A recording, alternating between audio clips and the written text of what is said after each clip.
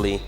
I think as well, like, just saying the 10 out of context isn't that meaningful, but second is Showmaker with 7, and then it drops to Clear with 4, which a bunch of people are tied at 4. So, like, other than Showmaker, no one is even close. No, and Showmaker, like, was a Fed Cassidon, which I think you solo killed by accident. Yeah, I don't. In a team fight. We count that? Do we allow it? Yeah, well, I mean, we're going to have to because it exists. Let's jump into the draft here. As we can see, already the Shadow Isles are being decimated. T1 do not want to see that whatsoever. Kalista and Maokai both taken away. Ashe and Varus, archery is banned on the side of DRX. Thematic bans, I actually really like that. Really, it adds to my immersion. Yeah, it's clearly a theme going, you know. If this is TFT, there'd be synergies. Yeah, we need a Viego ban here to really stick with the Shadow Isles vibe. I don't think we're going to get it, honestly. You don't think so? Sponges Oh, Shadow Isles! There we go, Center Man! Oh, it's perfect. Okay, what do we Do we have anybody else with a bow? I guess Corky's got a... no. I don't think it comes a bow. Ranged characters so is we think the theme. T1 got the edge in terms of synergy on the bans over DRX. Yeah. And they go for the first pick Lucian. And Lucian is married to Senna? I think there's synergy that's still they're still going. Still following that. I'm honestly not a huge fan of the Lucian first pick. I kind of prefer the Emilio. Yeah, and that's what's going to be picked here. Yeah, you kind of just get matched. So it's going to be like Lucian Nami into Aphelios Milio. I really like the Aphelios Milio side of that. That being said, T1 are a pretty good team at applying pressure with that Lucian Nami. And the Orianna coming out for Faker. Oh, God. The Azir. Well, you know what? Can Azir's win rate really get any worse at this point? Well, I mean, that is... Do you know what I really like, you four, Orcs? It's your ability to spot a silver lining. And... that's what, I don't think that the percentage can really go down by that much. You know, a lot of people talk about silver linings. I don't think it's quite silver. I feel like it's like a copper lining, you know? Like a tier below. That doesn't sound like a very silver lining attitude to me. I prefer the gold lining, personally. But yes, Faker on the Orianna. It's also going to further augment the Lucian composition, right? You can throw command protects at him and things like that. Make sure that he's doing as much as possible. And we actually saw Bull yesterday really play sort of that frontline dodging and weaving Lucian to really great effect. It was very impressive. So we'll see whether Gumushi is going to do the same thing. He's sort of known for that as well. And now with the added protection of both, you know, Nami and the Orianna, certainly could be a possibility here as Nocturne and Jarvan both taken away, and the Sejuani as well. Sponge and Ona both getting focused, as there is Udyr. I'm going to let Rascal have a free time towards the top side. I think DRX kind of have to take Vi here, and then T1 probably go Rel. Would make sense, you know, Rel Orianna, really powerful combo, but I think if you leave Vi open, like, how is your Aphelios going to play the game when you're just going to get ulted and blown up? Like, the Vi ult combined with the Orianna ult is going to be pretty devastating. I kind of like the Rel as well, just given the fact that there isn't a massive amount of range on the side of T1 just yet, but it does, like you say, leave up the Vi. Yeah. You know, as much as I think Rel is obviously super strong, paired with Orianna, it's really devastating. I think Milio has an easier time peeling Rel because you can interrupt her W with your Q, whereas Vi will just press R, and it's like, well, unlucky. Yeah. Yeah. Zaya's thinking about the Aatrox and will lock that one in. Ona taking a little bit of extra time figuring out what he wants to do, and then immediately locks in Vi. So never you mind. Yeah. One final pick, as Rascal does have counter into the Aatrox, and Yone being considered. That would be a gauntlet. This feels like you could just go Cassante, but I feel like he's opting into the duel to the death. Yeah, he saw that 10 solo kills, and he's like, oh. No. Yes. Yeah, sort of. Jax is okay. A middle ground. Yeah. Pull out the middle ground. You know, if Yone's on one side, Cassante's on the other, Jax is somewhere in between. Yep. Does like to do fighting, even though he doesn't have a real weapon. Yeah. So I'm okay with this, and should still be a difficult time for Rascal there towards the top side of the map, but if they do manage to get a topside lead, then that is something that they can play through. Of course, Jax has been known to be able to take games under their control in the past, and you can also teamfight relatively effectively on the champion as well. So relatively well-rounded, not a massive amount of range, but they do have the Aphelios there, and if Calibrum is armed, then you can certainly do some pretty devastating damage from a long way away. And Pletter on the Milio, we actually saw it was Kellen yesterday, even though they weren't able to win the series. his Melio was absolutely incredible. And Pleta, I think, has been the silent achiever on DRX. I think he's been absolutely fantastic. So if, like you say, that bottom lane can go toe-to-toe, that's a win condition as well. So some opportunities here for DRX, but it is still, you know, T1 with a mid-game composition that should be able to just roll over the top, right? Yeah, I mean, I think the main thing is whether they're going to storm early, if DRX can not fall behind too far, they have a chance, but definitely going to be a big battle. The bot lane is really where I think you need to have an edge over this Lucian. You can't let him take over the game, or it's just going to be boom. Absolutely right. T1 also just in the lanes should have a relative amount of control, and we'll see whether Sponge can get around and really change that one up. But ladies and gentlemen, it is time to jump onto the Rift for game number 1.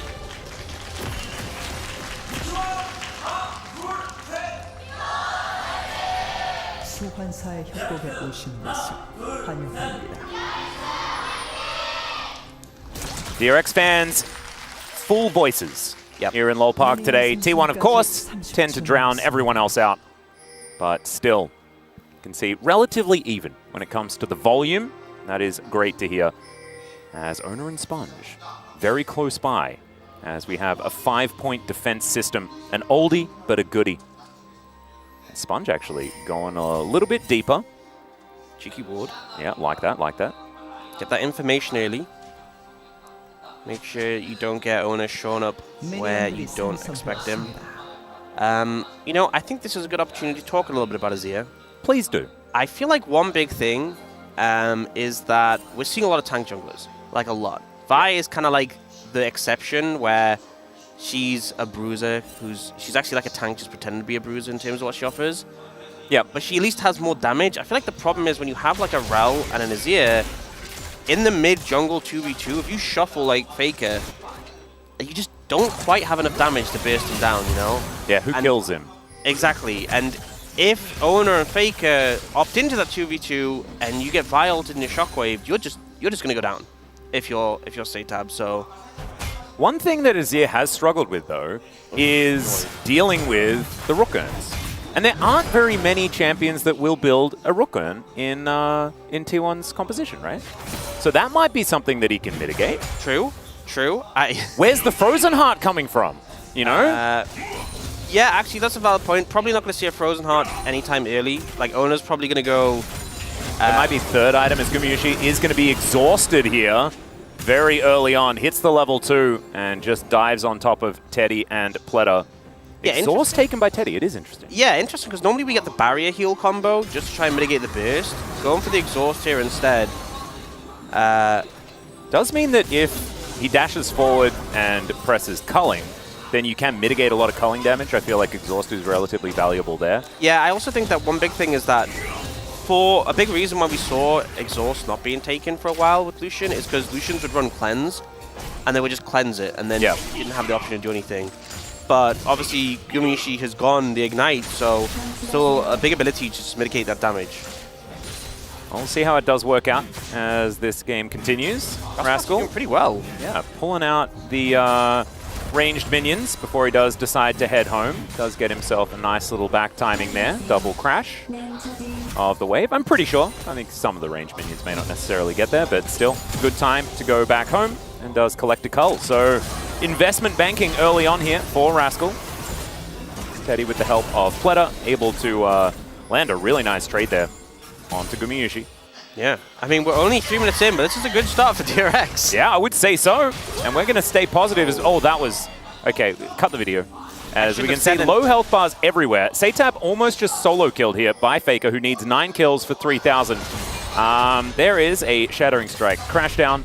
But a bit of a crash in the jungle just in general there from Sponge, unfortunately. Owner is going to be able to achieve full control. Should be able to grab a couple of scuttles here as well off the back end after both junglers have completed their full clears. I think I just spoke a bit too soon, you know? Yeah, it was, I mean, I didn't want to say cast a curse or anything like that because you are the silver linings guy. Yeah. Or at least the bronze copper linings. Copper lining? Yeah. Well, the copper lining is they didn't actually die there, so... There we go. Didn't flash either. Yeah, exactly. You know, I would go as far as to say that's a silver lining. You know, I think up to tier. I think that is a full silver lining. Well, there also, you know, there isn't any Rift Scuttlers to take. But still only a camp behind is Sponge. And he will be able to find some of these angles as this game goes on. Zeus finds an Infernal Chain, cut the video, and Gumayusi taking a bit of damage here. Good fire kick, and actually Teddy going forward. A couple more autos and he's dead, and that's first blood for the bottom lane of DRX.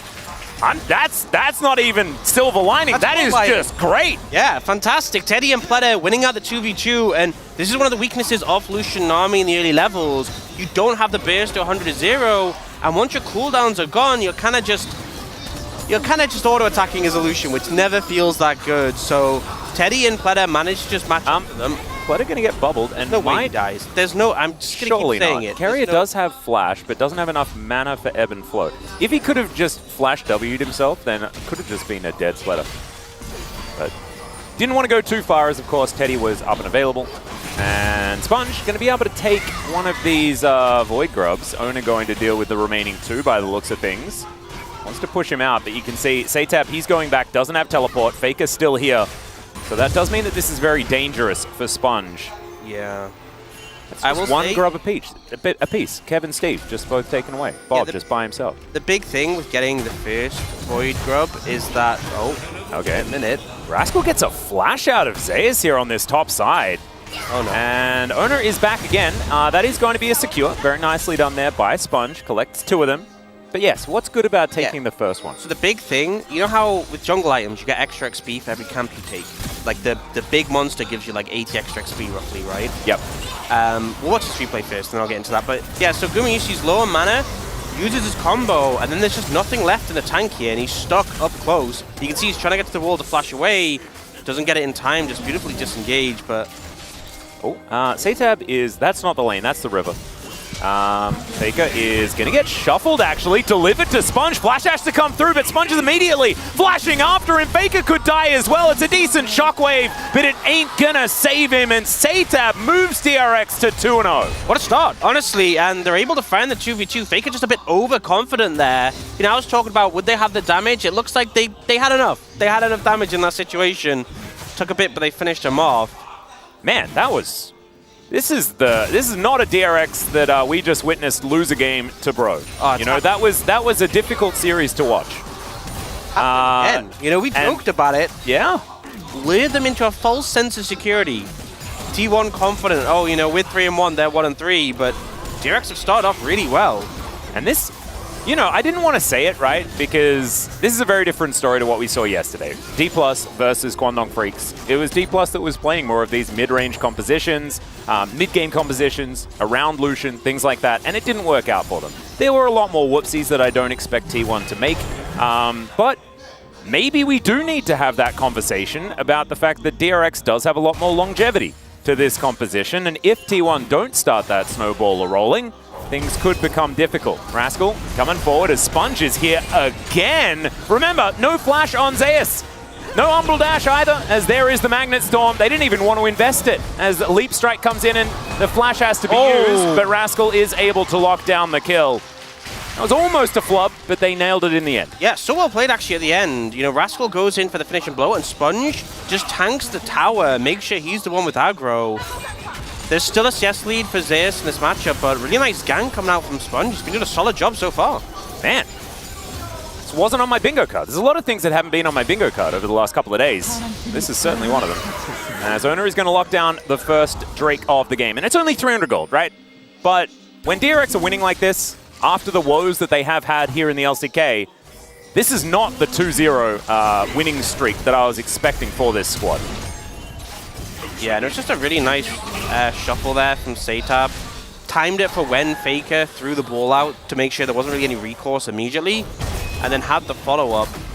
And we see here Rascal just getting out of the tether distance in time to follow up here. Oh. Yep, Owner is going to go a bit aggressive onto Pleta, but Teddy might have been his target. Now Carrier is going to come on over. Teddy is in so much trouble. There he goes. Faker moving in as well. Flash out from Pleta. Faker moving real quickly thanks to the Aqua Prison. More like freedom here as T1 will be able to take down Teddy, the prime target here on DRX, and now move towards more plates. And I'm really glad that we got to have that moment where we were talking about DRX and doing some winning around the map. Like, it's those moments that we really do need to cherish.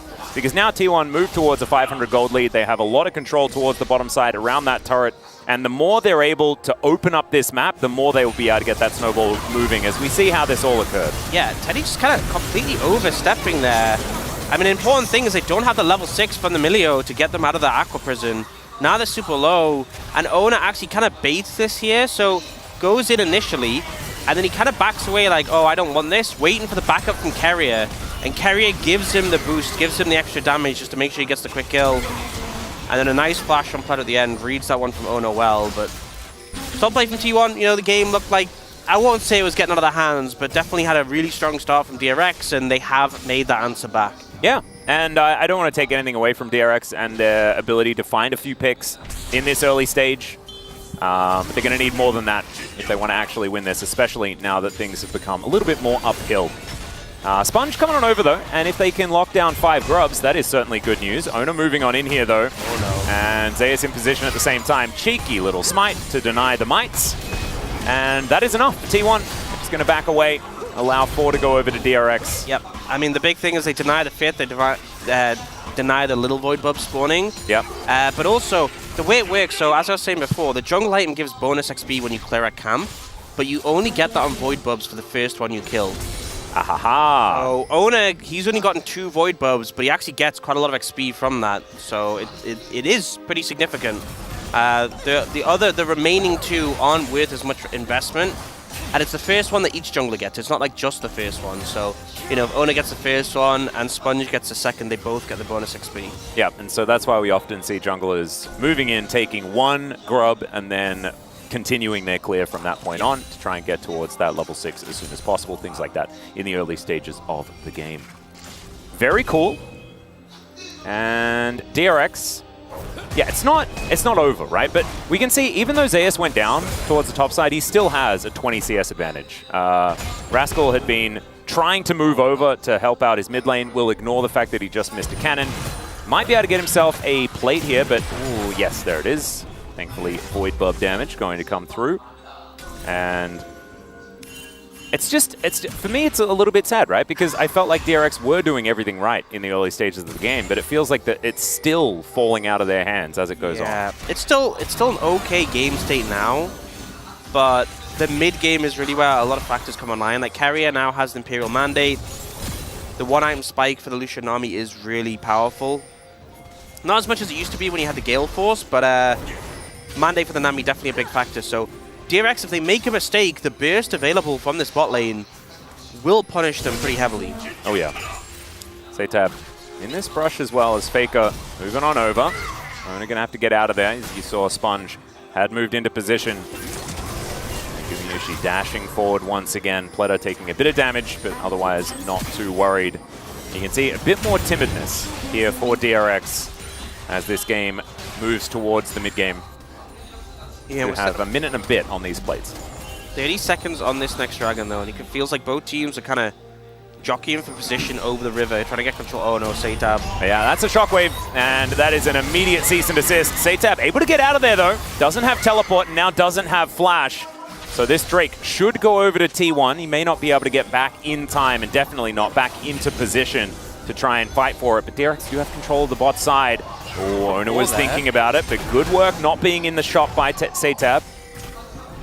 Yeah, we see T1 move bot just to answer the wave, and now kind of feel comfortable to set up for this dragon. Saytab, they stalled out the recall. He's not going to be back in time, so likely just see DRX give this one up. Yep. And so that is going to be 2 dragons. We'll see what soul it's going to be. It's T1, it's often Clouds. They do have my back there. And Faker is on defense. That's a flash Magnet Storm. Teddy going to flash out of the way of the Tidal Wave. Faker should go down, but they do secure the dragon. And the soul will be Hextech, actually. A lot of power if they are able to lock down the soul. As DRX, they do get the kill. They get Teddy's flash on the side of T1, though, so follow-ups could be dangerous here for T1, and they know that.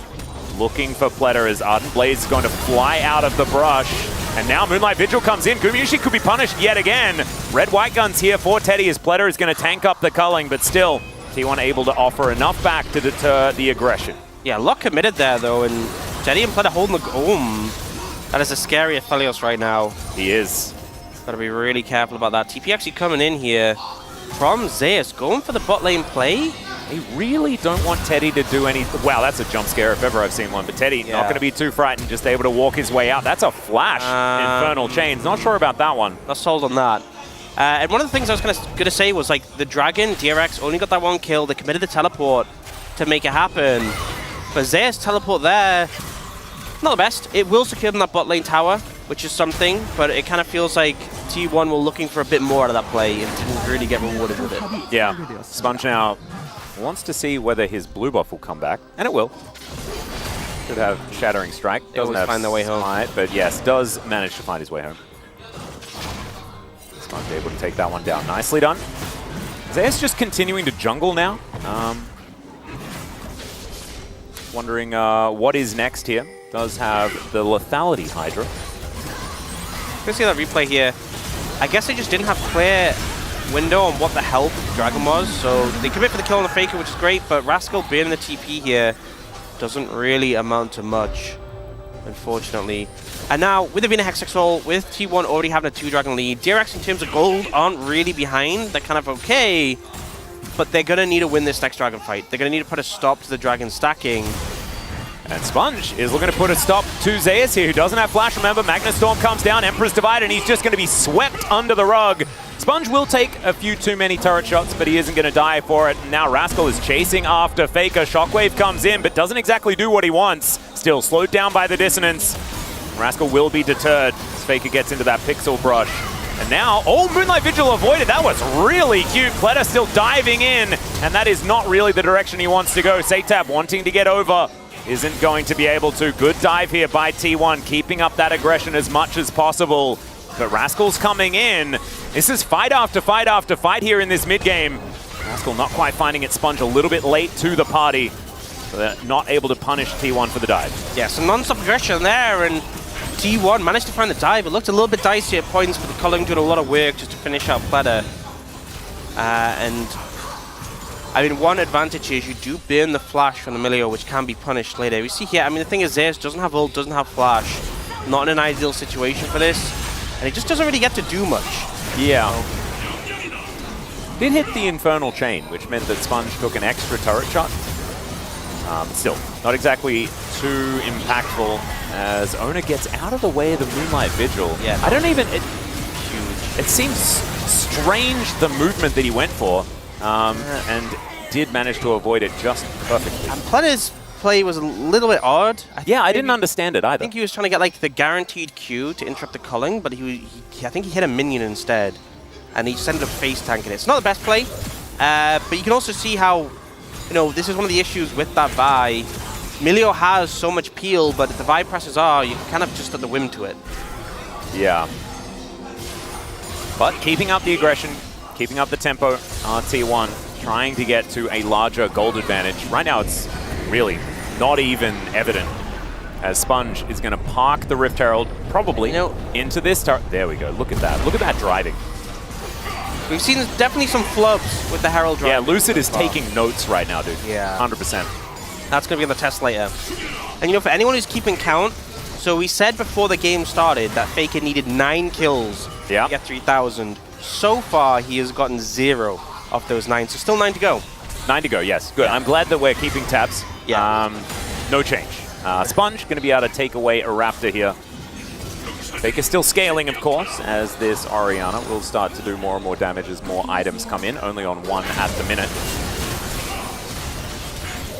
And Ona clearing out vision. We have the next Drake in 10 seconds time. That's why we see everyone congregating.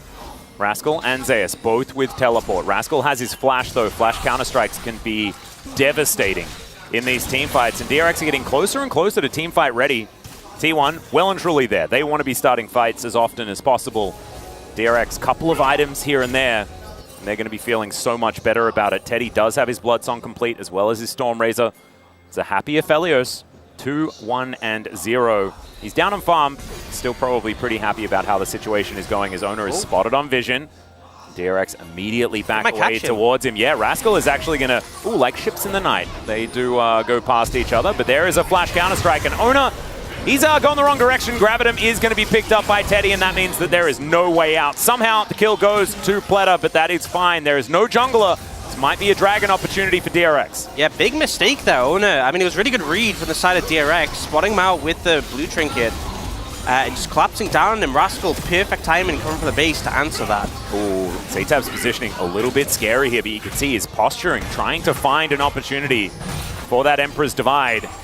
Teddy gets vision down, spots T1, and still standing his ground here. I don't know about it. Damage. Yeah, does have Pleta there in his back pocket. Gumushi able to offer a lot back. So, without Smite, they do have Teleport, and T1 is still wanting to fight for this one. That's a flash over the Tidal Wave. Shockwave comes through, though, and that's a great double bubble. Zeus able to take down Zaytab here as the Dragon is still amongst it. It's a double kill for Zeus, who is just a wrecking ball. And they were a man down, but T1 is still making it work. Make that a triple. Oh, no, it's a catastrophe for DRX. It's all falling apart, and honestly, it felt like they tried to go for the engage, they tried to go for the turn, they couldn't quite connect onto the right targets, and this Aatrox just kind of slid into the back line and demolished DRX, and now T1 should be able to secure this Dragon. I think DRX need to rush straight, should be able to secure the Baron, and DRX need to rush to the Dragon. If they lose Baron and Dragon here, it's going to really be rough. Yeah, and you can see Faker teleported to the bottom lane. He knows that this Baron is well and truly T1's. Now going to be able to take it down. Of course, it is on spawn, so it takes a while to kill it. Faker, not quite aware of what's going on here, will be able to put the ball in if he wants to, but gets the bad news. The Baron is going to be going down. Has to use his flash to avoid that Emperor's Divide. The Sand Soldier starting to get aggressive. There is still a turret here, and Faker has dissonance, so he should be able to get himself out. But Baron for Dragon will be the trade here, and T1 can now fully take control of these waves. Let's have a look at it one more time. Yeah, I just think one of the problems is Teddy is very split right now, and then Sponge telegraphs the engage quite significantly. You know, he just starts walking at T1, he's slowed already, does flash to dodge the Tidal Wave, and they get a lot onto Faker here. He actually is able to peel them off a beautiful bubble from Kerry, and meanwhile, we just have this Aatrox in the backline who just starts massacring people. Yeah. He's the good old lethality Aatrox that, if he does get onto the squishies, just does way too much damage. It feels unfair, and now it's only going to get worse. He has Edge of Night, another Brutalizer, and it's feeling good to be Zeus at this point in time. Still, to check in on the Faker kill count, still needs 9. Yeah, still a lot of work to be done. Still at 2,991. Yeah. But there's still opportunity. Now he's pretty strong. Maybe he can find a window. Has gone for the Zhonya's though, is the build path he's going towards. So not wanting to get blown up by DRX. Ooh. And DRX, everyone going to gather themselves a blue buff. Good work there by Sponge. It's the little victories that's you copper really lining have to focus on. Yep, copper lining. It's rusting, I think, the linings here as DRX move further and further behind. About 4,000 gold now, the lead for T1. And their Baron power plays have often been relatively good. This is also, harkening back to some of the earlier days of this exact T1 roster, where if Baron is on the map, they are killing it. You don't need wards on Baron, because T1 will be there if it has spawned. You can just assume. Yes. You know, if you haven't seen the entire team for the past, 4 seconds, yep, you know where they are. Or 2 members of said team for 4 seconds, that's where they are. Yeah. He's going to now take down the Krugs and now move towards this inner turret. You can see the Baron power play, a modest 2.2k. T1 still wanted to augment that further with the remaining 30 or so seconds. Teddy does have an Infinity Edge now completed, so 3 items, theoretically pseudo 3 items. We include the Blood Song. And as much as T1 have gotten a 4,000 gold lead here, which obviously isn't great, they haven't taken any tier 2 structures yet. They didn't get that 3rd dragon, so DRX hold on okay. Ooh, Tidal Wave coming in here as Sponge does get knocked up. Great shockwave onto Zaytab, who's trying to get himself out of there. Owner also using the ult relatively defensively. They take down the turret, but they're unable to kill any of the members of T1. Oh man, Rascal in the mid lane should be able to get something back here as he secures a turret of his own, and now immediately teleports in to try and lock down this bottom lane. They get vision of Gumushi Carrier trying to run away, and Teddy is looking to try and catch up, but Rascal now finds himself singled out. He has the Counter-Strike running, but now Owner is going to turn up. These Hex Gates really working out here as they changed position kind of comedically. And Rascal looking to try and get himself out of there. He does so, but I don't know whether the teleport play really worked, and now he's backing on a ward and will actually get away. It's fine. This game got very chaotic very quickly. Yeah, that was odd. Okay, let's have a look at the replay though. Take us through it, Orcs. Yeah, so the ult connects on the Satab, the culling, the shockwave, a lot of damage. It's actually some decent peel on Owner to stop him connecting on the Satab. But unfortunately, the tower goes down, and DRX are in full retreat mode at this point. And they just end up losing their jungler and the tower. It's not great, but definitely could have been worse.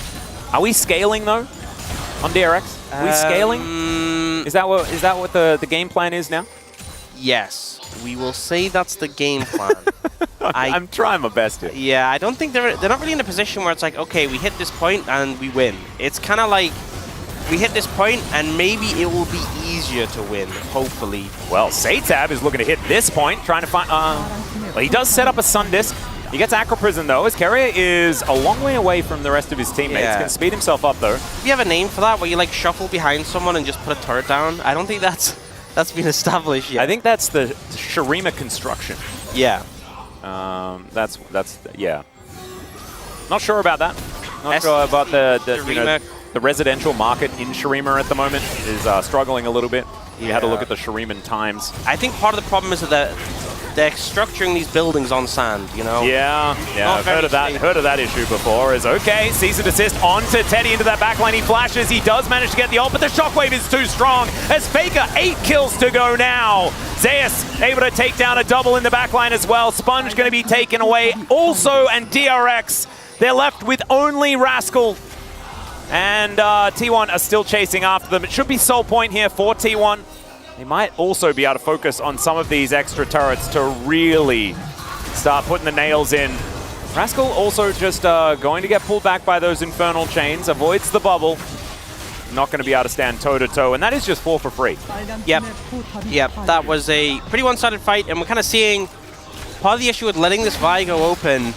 Owner did this neat trick where what you do is you target the enemy AD carry, and you press R. Oh. Very effective, very strong strategy. That was what he did. Yeah, not too much you can do in response. Teddy really you're kind of locked in there, and we'll see the replay. And I feel like I kind of already just explained it. It's like, okay, dash in, press R on the Aphelios, he gets hit by like everything. They just survive longer than maybe you'd initially think. Oh, the teleport from Faker as well for the shockwave position as Carrier has to flash. Oh, bubble avoided there by Sponge, but now he's in trouble, taking a lot of damage from Gumayusi. That is the second one here for Faker. As Rascal is getting engaged on here. Zeus, every auto really hurting. Cyrilda's in his back pocket as well. And that is the global red buff secured by T1. Baron back on the table as well. There's a lot of control vision in this area for DRX, but without their jungler, I don't know what they're going to be able to do to try and contest this. Still wanting to, by the looks of things, is Teddy, red, white guns, ready to fight. But, oh, dearie me, he is just going to die. Exhaust was able to be pressed onto Gumayusi there, but he's still able to kill Teddy. So without jungler or AD carry. Rascal? Rascal going for it. Gumayusi is somewhat low. The Baron is also somewhat low. I feel like Rascal is kind of just doing his own thing this entire game. He's out of there, though. Look at him. He's buying time. Teleporting. Bubble. Dead. It was a cute play. It was a cute plan. Gumayusi able to dash himself out of the way. Good shockwave here from Faker as Sponge crashes down on top of him. But Faker's got the arm guard, and he'll keep himself alive. The fire kick, not really something you're too scared about. And now Zeus is underneath turrets. Not too worried about much at all. Wants to find a third Q. There it is. And Pletter is just wondering where the heck damage is. He wants to go back to being an AD carry, I think. But Umbral dash over the base gate. And Zeus is out of there.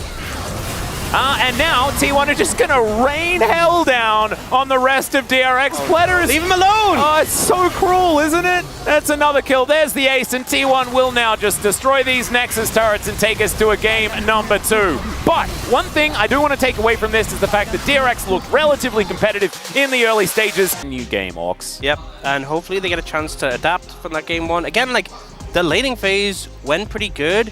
I just think it's so clear that team play from T1 is on another level. So when it comes to those CMCs, those team fights, that is really where T1 just dominate. But up until that point, DRX can hold on. So I think just ensuring you have a composition that can easily transition to those points is important. And also, when you know your reliance on Teddy, giving him the best conditions possible to be able to carry, because playing the Aphelios into Vi, not a good time. No, I would agree.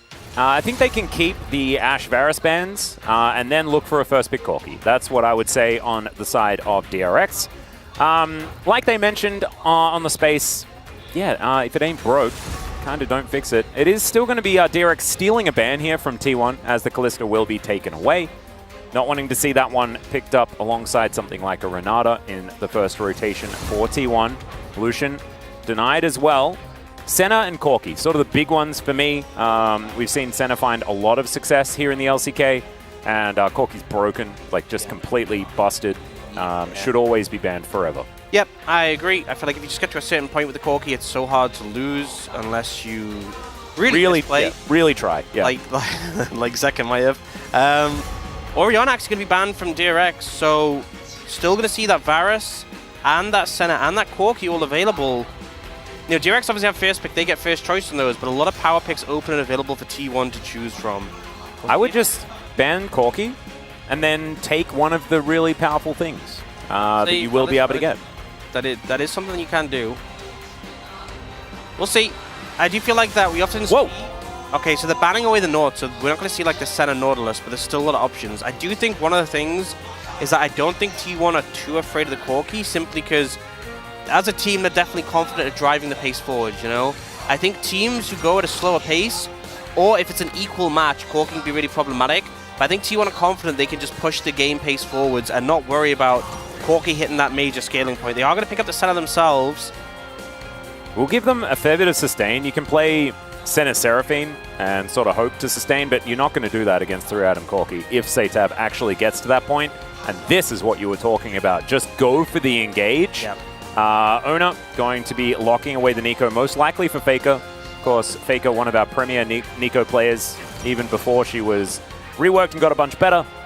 He was our best Nico here in the LCK. So typically how you see the draft pan out from here is the Corki kind of warps the whole draft and everything becomes about him. So T1 start to go for dive threats that can try and get on the Corki, and then DRX are like, okay, we need anti-dive. Yeah. So they go for the Xayah, they're like, okay, Xayah can survive well against the Nico. We're going to pick up the Rakan as well, which is a solid peel champion, good lane with the Xayah. And then T1, I wouldn't be surprised to see them pick up like the Nocturne or something along those lines, but there's still a lot of junglers available, so I don't feel like there's a heavy obligation to go for it. They could just look to secure that bot lane duo and pair up with the Senna. Yeah, I wouldn't mind it. Or just get a solid top lane pick there as well, and if you can get in amongst it, the Aatrox will be devastating here. Yeah, I think this kind of shows the confidence, understandably, that T1 have in their top laner, but picking up the Aatrox here, not what I would typically expect from most teams.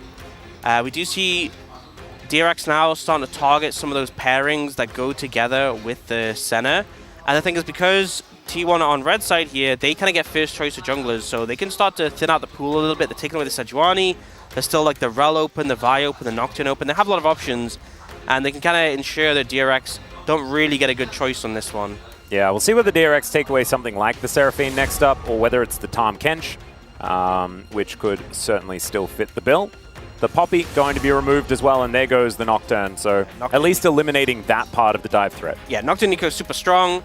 I think in this situation, I feel like Vi makes a lot of sense for T1 here, but they could hold off in their jungle. Jarvan also could work theoretically. Yeah, I think Jarvan pretty good into Xayah, not as good into Corki though. What about Briar? Yeah, I think you just go for the Vi. I'm going to be honest. And in terms of, you know, obviously Vi isn't... Oh, actually not going to go for it all. Going to go for the Viego. That's a Viego. Viego, yeah, halfway there. Yeah. It's Vi with some extra steps. But they clearly want strong skirmishing power early, not leading into the tank junglers. So DRX, you already have a pretty weak mid laner who's going to need some time to get going. You need to be able to match up to Ona in the jungle if you're going to have a hope here. I like the Xante, especially into the Aatrox. You saw how much threat he was on the flank. The Aatrox can kind of just say, the Xante can kind of say no to the Aatrox and just drag him away into a dark corner and beat him up. That is the hope. That is what DRX are going to go for here as Sponge's pick. That's what we're looking for. What is it going to be, is the question. You mentioned something to deal with the Viego. Rel, also just something that Sponge is happy to play. Does help with their team fight at the same time. And Rel Rakan is something that we have seen work to pretty great effect in the past as well. So a well-rounded composition here from DRX. And you might look at it and be like, oh, but Xayah doesn't have a whole lot of range. They have Corki, so who cares? Yep. Yep. And a lot of the threats from T1 are going to be coming into you. I do think the Rel might feel a bit difficult to play. You know, playing Peel as Rel is definitely possible, but a bit trickier than it is just playing that straight engage role we often see. But I think it's fine. I feel like game 1 and game I love it. DRX have really been okay, but you know, we know that the Corki is going to be a problem later in the game. Now you have this super scaling bot lane off the Ornn and the Senna. And realistically, I don't see a Xayah Rakan providing that much threat to them. And the Senna Ornn is something that we saw Deft and Beryl play already, but what I wanted was the sneaky swap. Because Zeus' Ornn is so good, and he could just play tank v tank there towards the top side of the map and still do a good job. And then play Senna Aatrox in the bottom lane. I'm not sold. Not sold? Not sold. Yeah. I don't think Aatrox will have too much fun in that bot lane matchup. Whereas Ornn, I feel like Ornn's kind of just chilling. Yeah, he is. And wants to get the extra levels as well. So if Gumayusi just leaves Carrier alone for a little bit, then you could be getting to that level 14 mark, handing out all of the ornaments, having a great time. A little bit earlier on in this particular game. So a fun draft here for T1, but they have, you know, ran the Corki risk. And a Corki risk is something that we worry about here in the LCK, because Corki's really, really, really, really mega strong. Yeah. Satab has also been a Corki player in the past. For DRX challenges, he was one of the players that was around during the big Corki meta. You know, in the Ludens and the silly items being picked up. So, an opportunity here for Satab to strut his stuff on the Rift with the big Corki. Let's get into game 2.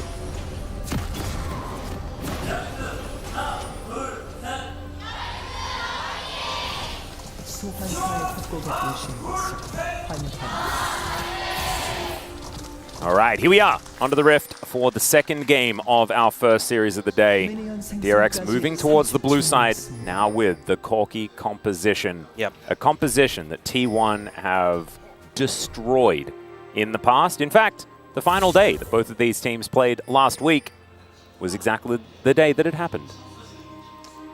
I feel like a big thing with Corki comps is it all becomes about the dragons. Just because once you start getting the package, you start syncing it up. If T1 can get the early dragons, it kind of slows down the soul stacking. It means you can opt out if there's not a good setup. If someone eats, you know, a big one, takes a bit of poke. But something that I think is a really effective strategy against Corki teams is being able to start up a Baron when the package isn't available. Yeah. And T1, if anything, are a very Barony team. They are Barony, quite Barony. I'd agree with you. We were having the discussion in the last game, in fact. Sponge moves on over. He's going to be spotted on a ward there as he starts off on his blue buff. Mirrored starts here on both sides, though. Blues across the board. As Faker should have a fair bit of control in this lane early on, of course. Corki known for his ability to do damage later, not earlier. Yeah, no, looking to challenge really early already.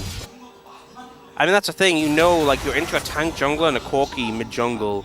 Ooh, vertical. I think being aggressive is going to favor T1, but yeah, just a quick response from Sponge just to answer back. Really good defensive vision that DRX have put down earlier on as well. Does mean that Sponge knows that he can do this immediately. Oh, and immediately pathing. Yeah, he realizes. Grubs. Interesting. Like, Ona didn't even have... I think he had the information from the blue buff, and he saw Sponge heading over, and instantly moves to defend his Raptors, so... Yes, Sponge will get a camp. It's a camp for camp, but Sponge ended up using a lot of time just walking up here, and Ona a bit ahead in terms of... Ooh, that's a flash from Carrier very early on here. Split up, playing aggressively. You love to see it as DRX's bottom lane once again. And the thing is, once you get a few levels on Ornn, you know, you have your dash, you have your W to, like, if you use it when the Rakan goes in for a W, you can cancel out the CC. You're a lot safer. But level 1 is definitely a vulnerability, and Carrier kind of just gets caught out there. It's nicely done. Faker as well, trading very well against Satab in this mid lane. Zaytab just really wanting these minions to come a little closer, as the Blooming Burst is just frustrating for this Corki to deal with.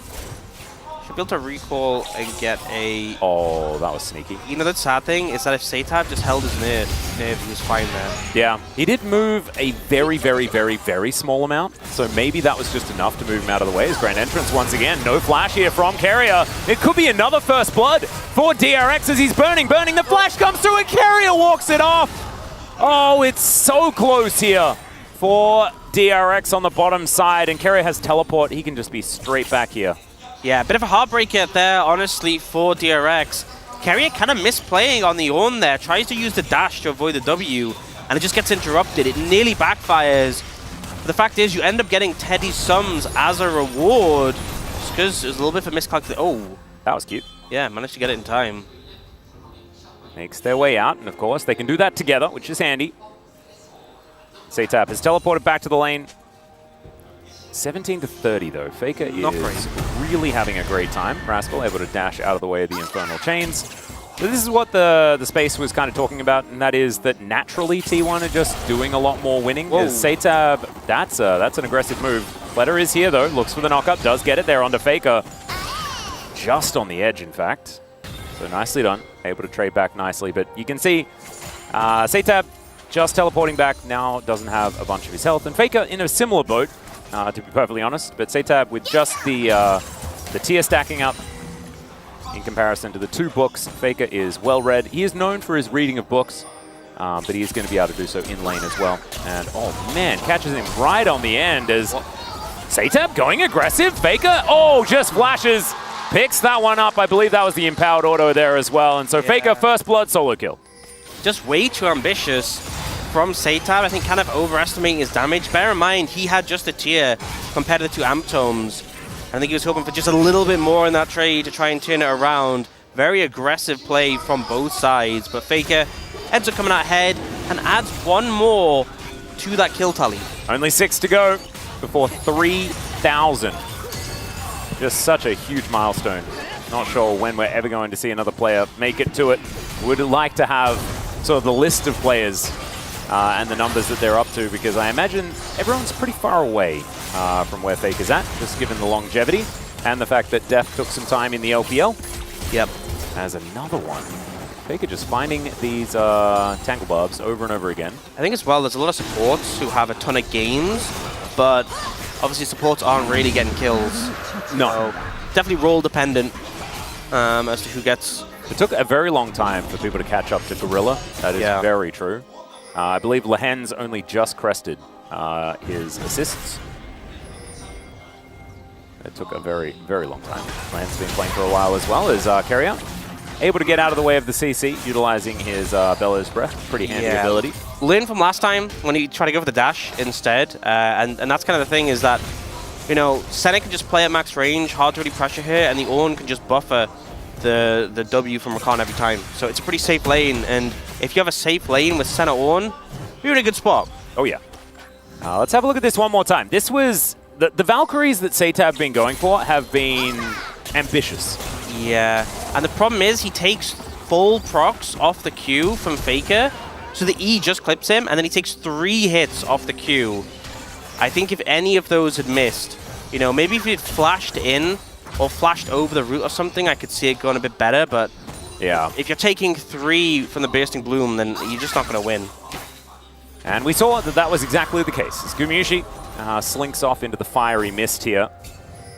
And Rel not going to be able to find too much. Zeus not able to find the CC, but a fair bit of damage onto Rascal here, who doesn't get the 3rd Q. And a back to come down from Owner as well. Level 6 now on the Viego. Sponge looking for his. Should be next camp or maybe a couple more camps. You see Owner is very far ahead. That's 4 camp lead here for the Viego. Similar to what we saw from Cuz yesterday, actually. Really mopping up the jungle. Yeah, that's the thing, is Viego can just clear quite fast if he's left to his own devices, which he really has been here. But it's this entire top side. You know, we have like a 20 CS in all 3 lanes. Oh, another Bellows Breath going to be used, but Carrier takes a fair bit of damage. Sorry, continue. Yeah, I was just saying, there's like a 20 plus CS lead in top, about 25, 20 CS lead mid, and as you just said, the big camp lead in the jungle. So really, this top side of the map for T1 kind of running away with the game, just having lane gaps. Yeah, all over the place. Gumushi and Carrier as well are sharing CS, so the lead that could have occurred on the bottom side for Teddy is just not really there. The sharing has sort of really helped out. And so Gumushi Carrier, they're also ahead. They'll have more money as well, definitely, because Teddy does not have a World Atlas. And Fleta going to go aggressive. There is still the Corki, right? The Corki factor exists. But the problem is that he just may not get to the Eclipse, Malignance, Muramana situation, as Gumushi does have to use the flash. There's a Feather Storm as Carrier trying to get himself out of the way, calls the Ram, and they still manage to get the knock up. Ona finds the stun, max range. Dawning Shadow flies forward as well, and Ona, he helps them pick up their second kill of the game and continues to go aggressive here, moving into the enemy jungle. Honestly, second game in a row where like Ona's made a bot play and they kill Teddy, and then Ona actually nearly kills Pleta, but like he flashes away last second just to stay alive. Kind of feels a bit of deja vu here, and now Sponge going to be able to defend his red buff, but really solid play coming out from T1, and this was the lane that was doing best for the DRX, and they've now just lost a couple of plates and had that kill go over to the Ornn. Bit of a disaster. It really is. Let's have a look at it one more time, as it looked okay here, and getting the flash out of Gumushi really important. Yeah, this is the sort of thing that in isolation is a positive play for DRX, but Ona's coming down, the ult comes to follow up, Teddy flashes badly, unfortunately, still gets caught, and then here, Ona actually goes for the ult on the Pleta, tries to catch him off guard, but Pleta is quick with the flash, so could have been a 2-0 there in terms of kills, but a nice response by the Rakan, and just unfortunate for DRX. Like I said, good execution in 2v2, but League of Legends in a 2v2 game. It definitely isn't, and last time around it was DRX that had the 2-0 lead as far as kills, and this time around it is T1. They still have the massive CS advantages and just general global advantages around the map. And Blooming Burst not going to hit Satab too many more times. Level 8 now, so does have his rockets available. And this is one of these situations where Satab has gone the Hex Drinker, which I think is the objective right decision when you're having this much trouble in the lane matchup. But it's just going to delay your spike. It's just going to stall out the point at which this Corki becomes strong, which is always a rough feeling, because I feel like DRX are really banking on that level 16 Corki with 3 items. Yeah. And T1 can only continue this now as well. With the Void Grubs that they've picked up, you can see Zeus unleashing the mites on the turret as well. And yeah, bad to worse is where I feel like this one's going. Carrier taking a bit of damage here from Teddy, but he's been somewhat muted after that initial kill, as that's the wrong Faker. Sponge looking for something here, but Satab just pushed all the way out, and the Rel's not really going to be able to interact. Ona moving over. That is going to deny Satab's recall once again. I think that's like the 5th recall that Satab has been not allowed to do. Yeah, and the thing is, Satab, we know the Dragon's up, so him recalling, if he can pick up the package, would allow them the possibility to contest this. They've already secured one Dragon, but T1 is going to move in pretty quickly. Oh my, it's huge, because the Dragon's just going to go down before he gets back. Yep. Bear in mind, he has no TP, he just has to fly back over. And Sponge, he's here, and he knows what's going on, and he knows that there's absolutely nothing he can do about it. See what the soul is going to be, as this one cloud is going to be taken down, and 2 games in a row, it's going to be Hextech Soul. It's a lot of value, as that's the right direction. Satab able to get himself out of the range of another Q from Faker if it was to come in. So keeps himself alive. And yeah, it's 2-0. Not a lot of kills, but you can see in the gold at the top of your screen, DRX are just slowly but surely falling apart. Yeah, and this Corki is so far away from being relevant that I feel like it's just kind of fruitless to talk about. Really, it's kind of looking at when is Teddy going to be strong, because that seems like a more immediate factor. But when you have like this Ornn to cut through, who's pretty close to already having a frozen heart, it's going to be a rough time. Yeah. Well, some Void Mites heading towards the turret here as Faker going for a back and cancels it in the end. So an opportunity here for the bottom lane lying in wait. Faker gets that shove. Teddy is going to move into the lane, and Faker is going to go away. So he does have Shape Splitter, so that means that that is not going to be an issue. But now with the bottom lane in mid, this outer turret is not long for the world. Plates going down left, right, and center, and I don't know whether Satab can really offer too much. Yeah, and the fact it's a 6 Void Grub game. Yeah. You know, the Void Grubs, I feel like, as far as objectives go, haven't felt the most impactful since the introduction. but if a team is ahead and they get 6, the extra tower taking ability is pretty severe. And it just means you have to be so sharp. If you leave a window open, they will just charge in. And, you know, there wasn't even that much time where Corki wasn't present bot to defend the tower, and that was enough for 2 plates to go down.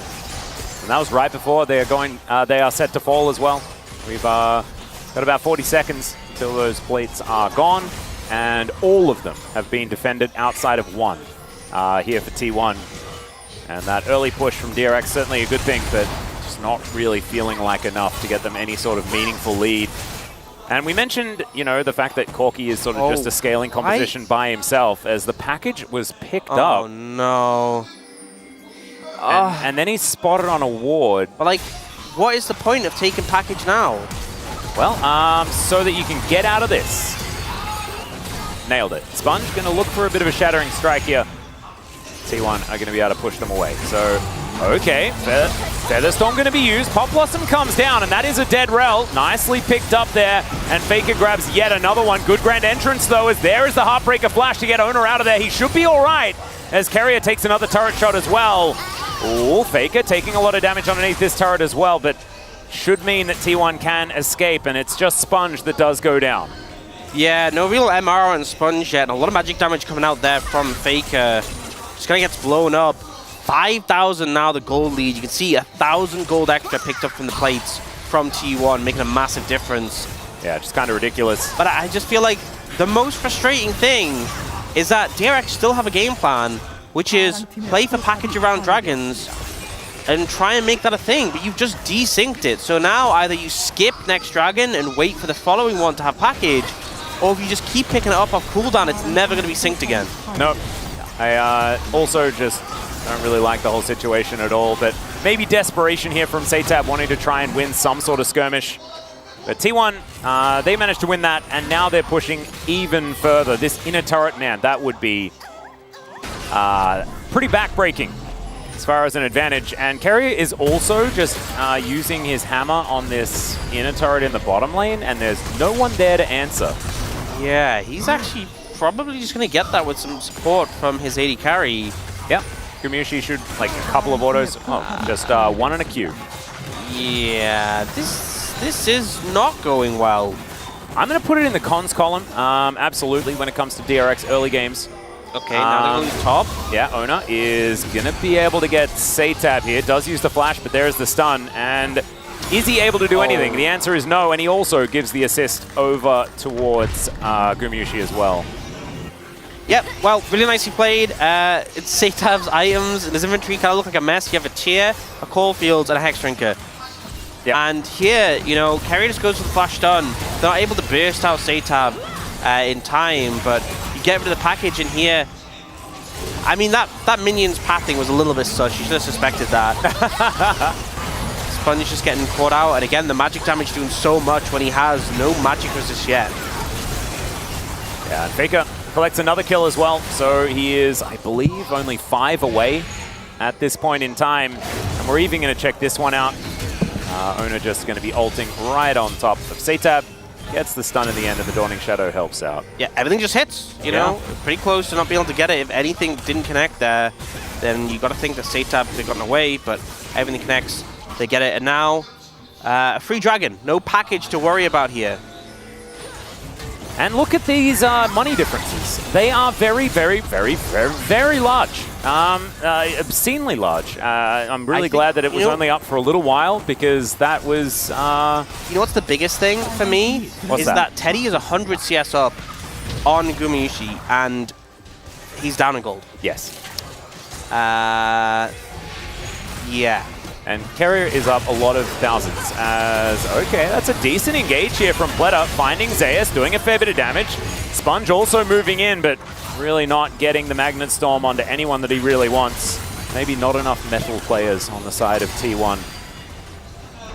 They are just going to have to back away. I guess Zeus is flash, but like as far as summoners to get, I feel like Zeus' flash is kind of low down in the tiers. Plus, the problem is, Dragon's in like 4 minutes 30, so his flash will be back up in time for the next Dragon. Yep. And yeah, you can see that just everyone on T1 is ahead of everyone on DRX apart from Teddy. Teddy has slightly more gold than Ona, which I'm not even sure is a copper lining.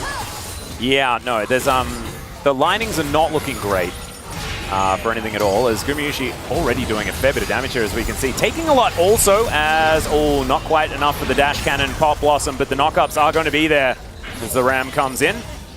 And T1 kind of okay with this. They're just going to push them away from this inner turret and further line their coffers with global gold. We are approaching a 10,000 gold lead pre-20 minutes.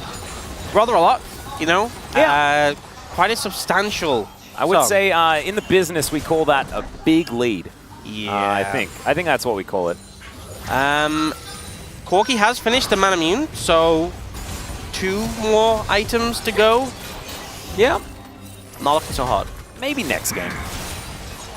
Maybe next game you can get those extra items. Yeah. Because it's not looking like it's going to be something that you're going to be allowed to do. You know, and as far as anti-Corki strategies, getting a 10,000 gold lead and then subsequently destroying the Nexus, That's probably pretty effective. Why didn't all of these other teams think of this? Yeah, You know? it seems so It was obvious. right there in front of us. Oh, I don't even... Why was I complaining about Corki this whole time? It's very, that very simple. silly. That's Yeah. straightforward. Well, Shelly still yet to be used here by Sponge, who wants to find some sort of lane that he can actually get meaningful damage. And there it is. It's this bottom lane. You know, considering how much they lost to get the Herald, like they lost bot tier 2 And kind of mid tier damage 2. on mid tier 2, yeah. They don't even get bot tier 1. I'm going to go with not worth. I'm going to say not worth. They're also then here for Owner to rotate down. The rest of the team also coming in. There's a Magna Storm from Sponge as we have a look towards the top side. Quetta finds the quickness. They're looking to lock down Carrier, but... Does he take damage? No, not really. He's just trying to turn it around, gets a Feather Storm, and continues walking at them menacingly. Look at him. Just trudging down the rift, breaking his own things, and just not really worried about anything at all. Brittle, not going to be proc there onto Sponge. But he also just takes way too much damage as Faker is going to look to support. And now Zeus wanting to find Satab, and he'll find him. And that is a real scary one. Flash does come out, but I don't know whether Satab can escape this. Where's the Valkyrie? 7 seconds. Yeah, he's really dead. I don't think you get that long. And look at the scratch of the head on the player cams there as well. You can see Satab not really happy about how this game is going whatsoever. Maybe it wasn't. Maybe it wasn't Zeka's fault.